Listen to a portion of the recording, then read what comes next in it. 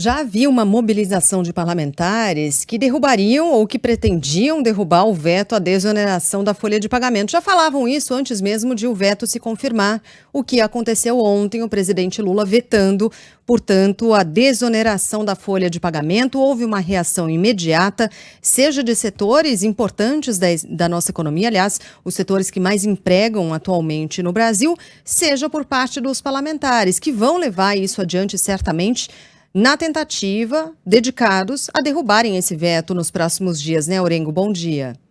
Muito bom dia, Sheila, Carla, bom dia a todos. A pressão é enorme, enorme aqui em Brasília, de setores que esperavam uma sanção, mesmo com sinalizações que a gente estava percebendo aqui em Brasília, uma pressão muito forte do Ministério da Fazenda, mas foi imediata a reação, Sheila, de setores que hoje pagam menos imposto para contratar empregados, trabalhadores. O trabalhador é mais barato para as empresas. A gente está falando de 9 milhões de trabalhadores, né? Obviamente, o grande receio é por demissões. Setores como, por exemplo, o calçadista, né, representante ouvido por nossa reportagem, ele já fala claramente, não há outra alternativa senão demitir, né? Um trabalhador que custa hoje até 4% voltaria a custar 20% para a contribuição previdenciária. Para lembrar, há 11 anos, isso realmente, aliás, há mais de 11 anos, isso foi lá em 2011, né? Isso se torna muito mais fácil para as empresas, né, para a contratação.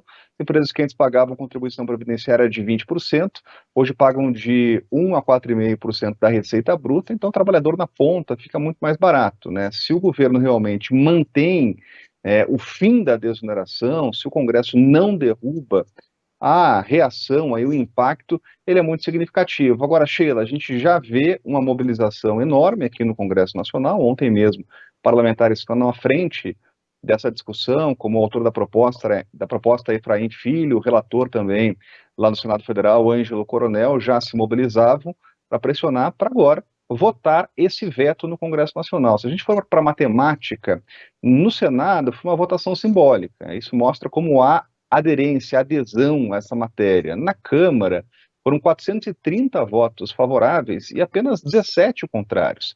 Então é muito difícil imaginar que uma proposta como essa, né, se um veto for realmente para votação, ele será mantido, ele deve ser derrubado porque há voto suficiente para isso. Agora, o governo alega uma questão técnica. O Ministério da Fazenda, quando recomendou ao presidente Lula que vetasse, alegava o seguinte: com a reforma da Previdência não seria possível prorrogar desonerações, ou seja, frustrar receitas, se não colocar de onde tirar, de onde substituir, né?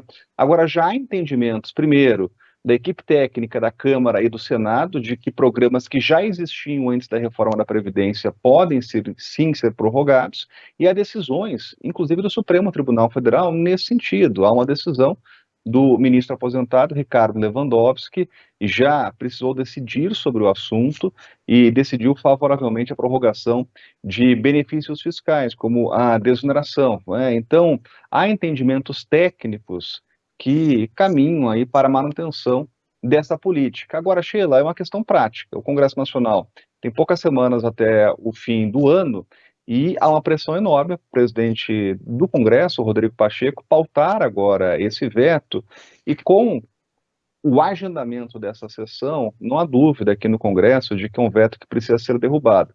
Agora, há uma apreensão enorme em setores, né, que já planejavam o ano que vem, e há uma cobrança para que essa decisão seja tomada rapidamente no Congresso Nacional e ainda neste ano. Pois é, essa é uma questão fundamental. As empresas praticamente já fecharam o seu orçamento para o ano que vem, ou estão fechando aí nessa última semana do mês de novembro, né? Então já projetaram tudo que vão fazer em 2024, como devem movimentar o dinheiro nas suas empresas, né? Então é muito complicado e faz muito sentido que elas cobrem uma reação mais rápida. E é possível que a gente veja isso. Vamos acompanhar na semana que vem essa resposta do Congresso Nacional. Mais cedo a gente já falou, há vetos a serem analisados na sessão de terça-feira. O JP falou mais de 30 vetos, né, Orengo? É verdade, tem ainda o veto do marco temporal de terras indígenas, tinha uma expectativa de votação ainda ontem, não fecharam o acordo, ficou para a semana que vem. Esse é um outro tema que é muito caro aos parlamentares, é um veto que deve cair também. E é importante lembrar, Sheila, que o presidente Jair Bolsonaro, né, no governo que passou, também vetou. a desoneração da folha de pagamento, a prorrogação da desoneração da folha de pagamento, com o mesmo argumento, o argumento técnico de que a reforma da Previdência impediria a prorrogação da política.